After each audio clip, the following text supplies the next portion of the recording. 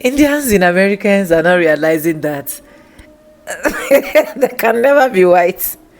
Indians in America are now realizing that no matter what they do, no matter how they try to blend, no matter how they try to navigate their ways, it can never, they can never be, they can never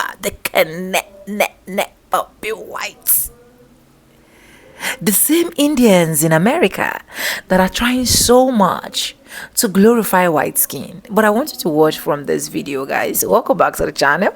My name is Sonia. Subscribe, like, comment, and share. Credits belong to the original creators of every single clips and stitches we have in our today's episode. I want to say a very big thank you to every single one of you liking, commenting, sharing, dropping super thanks, and also joining my membership. I do not take you guys for granted. You guys are absolutely the best. With that being said, let's dive right into this video. I'll be back with commentaries. Let's go watch. They see communities, we are racist to our own people because we glorify the white skin. We glorify being fair and being bright. Even though majority of us are brown, it's a part of our ethnicity, it's a part of our identity. All of the advertisements promote the idea that to be happy, to be beautiful, you need to be white. This racist ideology is like engraved in the Desi community. South Asian culture. We love whiteness, and I mean both in terms of the skin, but also in terms of our internalization of white supremacy and racism. We have internalized racism, and we have come to believe that whiteness is better than brownness. And it shows up in things like colorism, where we tell our children to not sit in the sun, to use skin bleaching cream products, and more. This is a manifestation of white supremacy. It's a manifestation of racism, and we have come to believe this. And I'm so done with the colorism in our community, in our culture. So after today, I would love for you to join me in calling out colorism. When you hear comments being made in our culture around how fair is beauty, I want you to call it out. And instead, what we really should be doing is cultivating self-love. We want to be in a place where we embrace how beautiful we are, the melanin in our skin, our brownness. It's not just South Asian representation. It's specifically South Indian representation. Yeah. And it's such a pleasure, and for both of us also to be dark-skinned, knowing how hard it is for dark-skinned women in India, even in the diaspora of Indian communities in the West. It's incredibly difficult even to this day. And what I love about the show is that the fact that we're dark-skinned, it's not mentioned. Happy summer. I cannot believe that I still need to talk to some of y'all about this. Do not tell your brown children to stay out of the sun this summer. Do not offer skin lightening agents to counteract the effect of the sun on your brown children's skin. Do not slather your children in sunscreen with the intent of keeping them light, but rather with the intent of protecting them from skin cancer. Our skin is the imprint of our heritage, of our ancestors, and you will not be making children, literal children, think about how their skin is less desirable than white skin. Let your kids play in the goddamn sun this summer. As a Bengali American who grew up with mainly the Indian community, let me tell you something about the Indian community that I personally cannot get behind as a Bengali, and it sent me for a loop. The North versus South Indian divide. I've never heard an argument from a North Indian that isn't completely colorist or classist as to why North Indian people are better or why North India is better. The argument I hear from most people is that North Indians are quote-unquote more attractive because they're more fair-skinned, and a lot of North Indians think that they are related to the Aryan race, when it's been proven time and time again by anthropologists and geneticists that all of India is one of the most genetically mixed populations in the world between Aryans and Dravidians. And just a simple reminder, especially if you're in the Indian diaspora, that caste doesn't exist in America. But also your skin color does not make you more attractive than someone else or lesser than someone else. And I felt like I had to address that real. Without saying they're colorist. So when I was like 6 or 7, I was in first grade at the time. I was a part of like a Bollywood dance group, and I went over to one of the girls' houses because they were having practice there, and her whole family like basically wouldn't acknowledge me, and they would only serve me food on a metal tray, and they wouldn't let their kids touch that metal tray. And it's all because of obviously the caste system, and I was much darker than their children. So then obviously when my white mom came to come get me, they were shook because they treated me so badly, and it went down. When I tell you all it went down, it went down. We never went back there again. No more dance group for me. Over. And as a 7-year-old, I didn't understand what was going on, but now as an adult, I do, and it's triggering. Because everyone watches Bollywood. Also, I specifically said South Asian, not South Indian. Bollywood, so far, has only been having actors that look white, which is very problematic because Bollywood is so popular. Not only do South Asians watch it, a lot of people from different countries watch Bollywood movies. And the representation in those movies is so problematic because there are people in my comment section who are foreigners, non-South Asians, who tell me that they did not know that Indians like me existed, meaning Indians of my skin tone or darker than me existed. Only after we started putting ourselves on the internet did they think, oh wow, there are brown and dark skinned Indians, South Asians. Why is it not there in Bollywood movies? There is colorism everywhere. But the reason why I hold Bollywood to such a high standard and I talk about them and I attack them on my page is because how popular they are, how much power they hold. Because people watch Bollywood movies and make their assumptions about us.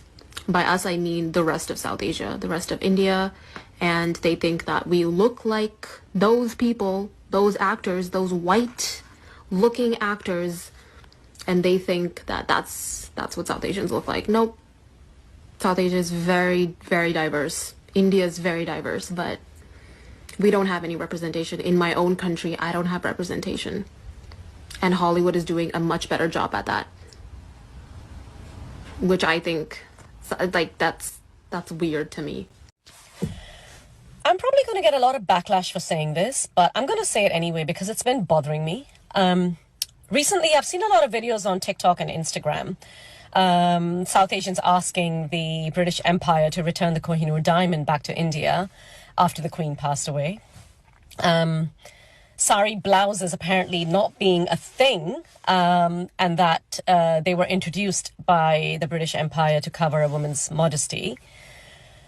You know, we're pointing fingers at the British Empire for all these things, and yet they left 75 years ago, and we're still holding on to one of the biggest legacies they've left behind: fair skin privilege and colorism. Okay, so I know that colorism did exist in South Asia before they arrived, but let's be very honest, their arrival exacerbated the problem, right? And we're still holding on to that. In fact, it's thriving. Colorism is thriving in India. We're holding on to that. We're holding on to internalized racism. I think it's high time we start looking within and fix those problems first.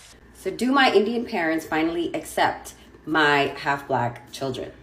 Let's get into it. So last I left off, I haven't spoken to my dad in over a decade. I think the last time I spoke to him was in 2013.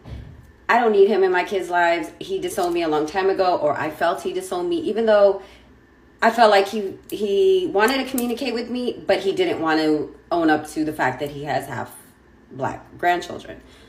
He would tell people I'm off somewhere studying. The kids didn't exist. There was no pictures of me in this house. There's no pictures of the kids in this house. Anytime I would see one of his friends, oh, how's school? Bro, I'm married. But anyways, yeah, I don't need that in my life. You'll learn more about my upbringing with my dad and my stepmother in another video. There's a lot there. Anyway, so now let's get into my mom. I tried. Guys, I tried. And I'm like, okay, let's see if she changed. And I would use little triggers to see how she would react. There were 3 things that I'm like, wow, you can still do this to this day? So one was my 21-year-old hurt his Achilles in December. He got hurt. I told Instagram, Facebook, all of that. So my mom follows me on Facebook. So she read it. And I also told my sister, who told my mom. My mom writes me 4 days after it happened, and she was like, she wrote me on Facebook Messenger. She's like, is, Elijah okay? I was like, he's okay. He's in a lot of pain. She wrote me 2 days after that message and gave me a thumbs up emoji. A thumbs up. Okay, whatever. So I decided to visit my sister in Maryland, and because she just had a baby and I wanted to see my nieces. There's 2 of them. So I went there with my oldest daughter, who was her favorite when I was younger. She was literally like, give me her and I want to raise her again like she was her daughter, because, apparently she didn't raise me and my sister right. Yeah.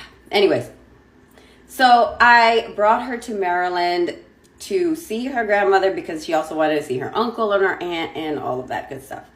And my mom, the only thing she really said to my daughter was hi.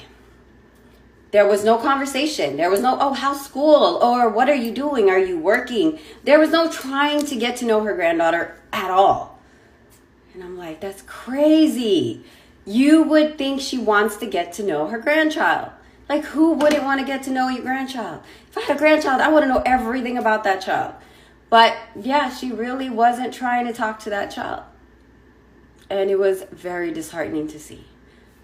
Very disheartening. I'm like, wow, okay. I'm going to have to get to a part 2 because there's not enough room in this video. So you guys wanted my love story. Ooh, I got hair in my eye.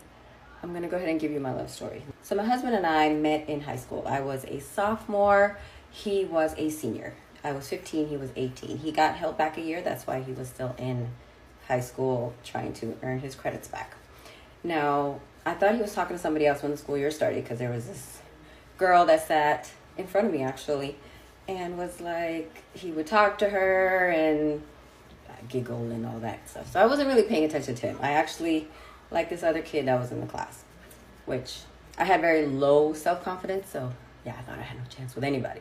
Turns out he wasn't talking to that person, and there was a play that we did, Rumpelstiltskin, in high school, and one day he came up behind me and put his arms around me. I was like, oh, okay.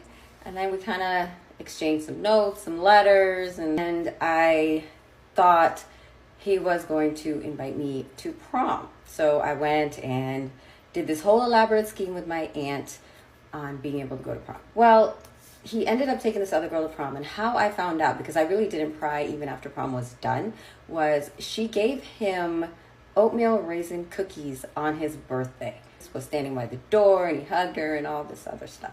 And I'm sitting here going, I thought he liked me. Well, eventually that day I ended up crying because I was like, oh my gosh, I really like him. I made a fool of myself. Like, what did I just do? His best friend saw me, because we were all friends, and told him that I was crying. And he was like, she's crying? Like, did she really like me that much? Yeah, fool, I did. Since then, I do not buy oatmeal raisin cookies, not willingly. We ended up talking and we got together. School ended shortly after that, and my dad found all those notes. He ended up sending me to India. I went with him super short notice, maybe like a day or two before he was supposed to go to India by himself. And I ended up going with him. I was supposed to be left there, of course, like the majority of Indian little girls that misbehave get sent to India. Well, I ended up coming back and I broke up with him. He was heartbroken that I broke up with him. He ended up going out with a friend of mine, and fast forward a few months, they were still together. She had moved to another state. I was listening to the song Back at One in the car, driving to school. I was like, you know, I made a really big mistake. I really still like this guy. So I went to his house and I told him I still care for him. We got back together and I ended up moving to the other side of Houston. But lucky for me, his job was literally a few blocks away from where I was living. I went to his job to hang out. I so say had a job, but it was a sales job. You don't get hourly. My parents really didn't care. One day I stayed out a little too late and I was telling my husband, I was like, oh, it'd be horrible if my dad was parked up in the parking lot. He was parked up in the parking lot. I got out the car, I saw him, and I was like, oh my God, I cannot go home. I am not going to make it out of this one. So he was like, no, take this box and pretend like we were out selling or whatnot. I was like, you don't understand. This is not going to go well for me. Well, I got back in his car and we left. So basically I ran away from home. And I called my mom. Told her kind of the situation, or probably fibbed just a little bit. And I ended up going to Utah. So me and him were still together. We talk on the phone and whatnot. My mom was pretty cool about it. Well, I ended up convincing her to move to Houston.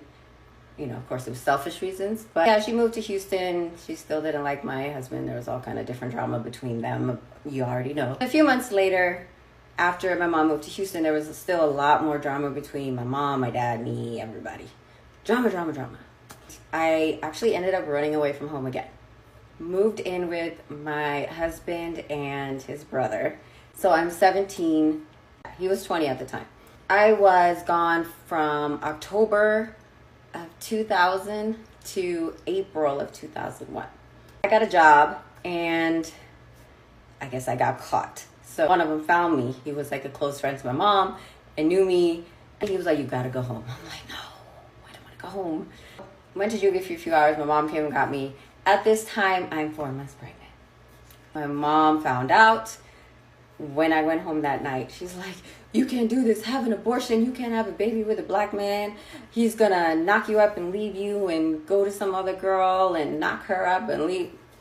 Yeah, you know, the stereotypical answers some of us get when we are with black guys. She told me to get an abortion. I said no. A few months later, you know, I had my son right before I turned 18 because I was hoping he would be here after I turned 18 so I could move out, but you know, didn't happen that way. So had my son, turned 18 3 weeks later, and moved out. Now we have been together for 24 years and have 9 kids together. So much for knocking me up and leaving me. Bad. After looking at you as a fair woman, Beyonce would feel inferior. Just a friendly reminder, Beyonce's black. Y'all will continue to say colorism in India does not exist when Indian women can't even turn on the TV. Imagine being an Indian woman, turning on the TV, Beyonce, and then imagine going to the drugstore after and seeing Fair and Lovely bleaching products literally everywhere. Going to like an auntie and uncle's house and then the auntie's like, oh, you got so dark. There is no escaping colorism and the Eurocentrism that was implemented by colonizers. And the fact that this video can exist in 2020 and the production company, actors didn't say anything about it is unbelievably problematic and embarrassing. Imagine having colorism in 2020. What the heck? Like, okay, so I'm a sociology major, so I think about certain things more often than I should. One question that I've seen so often that I think about so much is why South Asians get so much hate. I think that it's fair to say that out of all non-black minorities, South Asians get like a crazy amount of hatred. I remember like watching those, you know, high school interviews and it's like, what race would you not date? It's always Indian, even though that's not really a race. But I've noticed that a lot of South Asians tend to express this like isolation as a race because they just feel so hated across the board. But I think I can pinpoint why. I think that it comes down to 2 different things. 1, skin color, and 2, just having such a tight-knit foreign culture. One thing that will separate East Asians from South Asians is that East Asians, you know, are closer to whiteness on the spectrum. I think that one similarity we can see between East Asians and South Asians is that they have very tight-knit cultures, mainly because they were able to immigrate to this country on their own. The majority of Asian people were not like forced here by slavery like black people and came to start a new life and a lot of times had, you know, some sort of wealth. This is where we see like a similarity of hatred against Asians in general. It's just because of the fact that this tight-knit culture was able to last that immigration. Because their culture was not stripped away from them, they were able to keep it and retain it, and that just led to a lack of assimilation. Yet we still see like a stark difference in treatment between East Asians and South Asians. And I think the difference is generally just skin color. Of all non-black minorities, South Asians tend to be the darkest. And racially, I feel like this has garnered them a very, you know, interesting specific place. Like you look brown, but you're not black. So it's just like, how do I treat you? Where do I place you? And also just, again, by having that very strong cultural bond, you know, less of that assimilation there, there's more to characterize and then put into a box and hate for like the masses. I think this is why we even see other races like black people hate on South Asians too. Because African Americans were like completely stripped of their culture, they had to kind of create a new one in America. So much of black culture is pretty much intertwined with what we call American culture too. Because the Black identity has basically been created here in America and is the foundation of American culture, it just feels more familiar. This is why like even Black people can other South Asian people because they still feel like somewhat in some type of group here in America. So yeah, those are just like my thoughts that I have formed in my head. If anyone just like blatantly disagrees with me or has like further insight, just let me know. I just thought this would be like an interesting thing to demonstrate and talk about. Let's talk about colorism and racism between North and South Indian people. This video is inspired by my own experiences and stuff that I saw growing up, plus a video that I saw by a different creator that I'll have linked below. Peep the jersey, if you know you know, we're world champions. Now to be specific, I am South Indian from Hyderabad. My family has been there since forever and I lived there for a little bit when I was a kid as well. Obviously, I'm going to preface this by stating the obvious.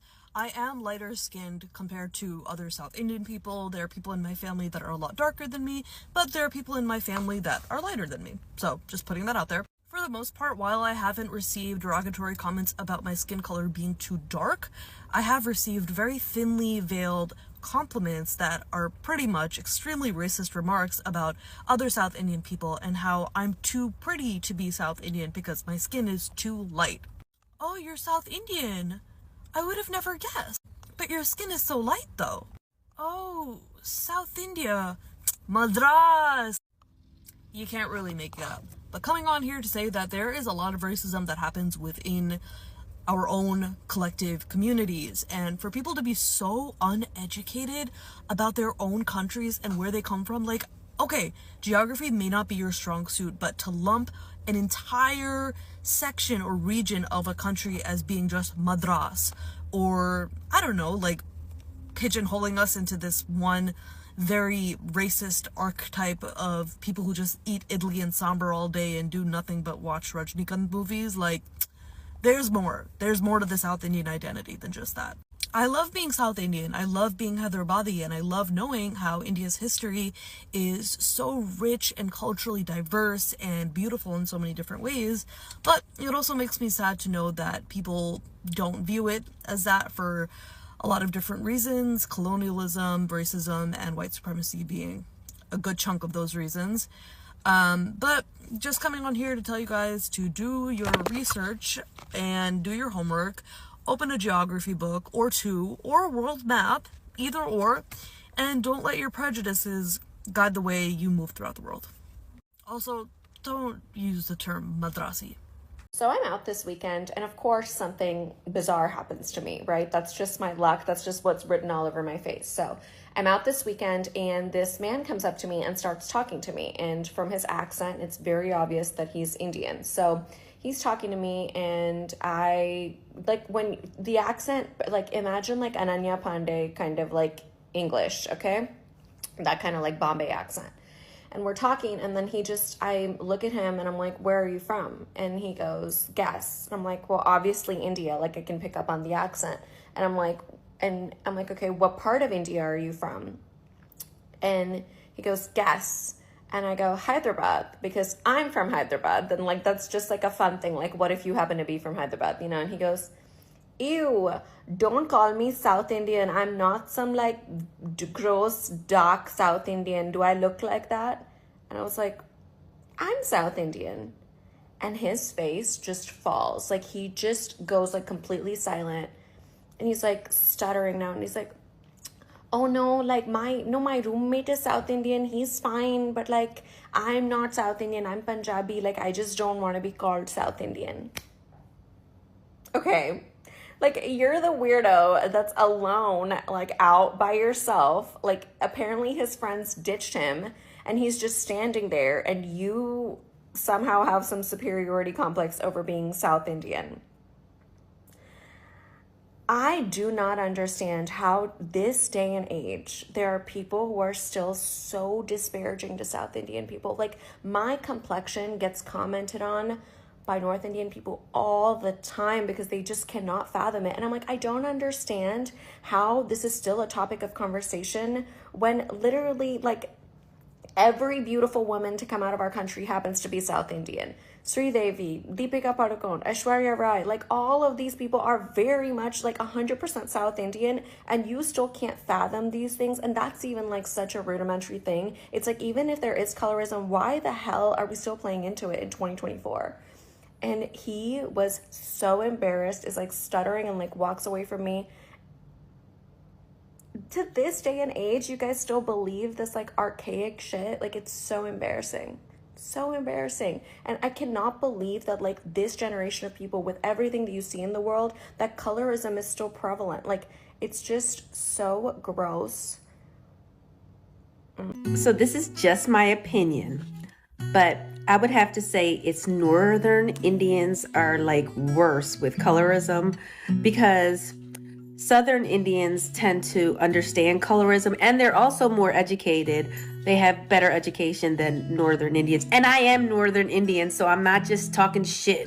So yeah, so I would say Northern Indians are more prejudiced than Southern Indians. So that's just my... I would personally will date an African. Like, I is like friendly and he can approach me nicely. I would do so.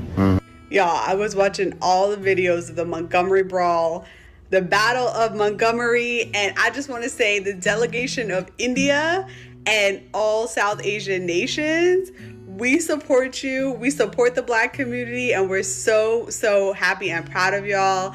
And we pulling up. Like, we pulling up with our folding chairs from the churches, from the mosques, from the temples, everything. Like, what? This is on another level. Like, so happy for you, and so just a moment of solidarity because we love y'all. Now, did you hear how much passion she has in her voice when she said that about Black people? Now, you can see that this Indian girl, she is into Black guys because she is taking up for Black people. Whenever you see a non-Black female, you know, like going against like racism, or they just take the side of Black people whenever something... So they're not half Black, they are mixed. So my 8 children, technically they're not half. See, I am 100% Indian. Both my parents are from India. From what I know, they're Indian. My husband, on the other hand, is Afro-Caribbean. He's from Trinidad. Come here. What?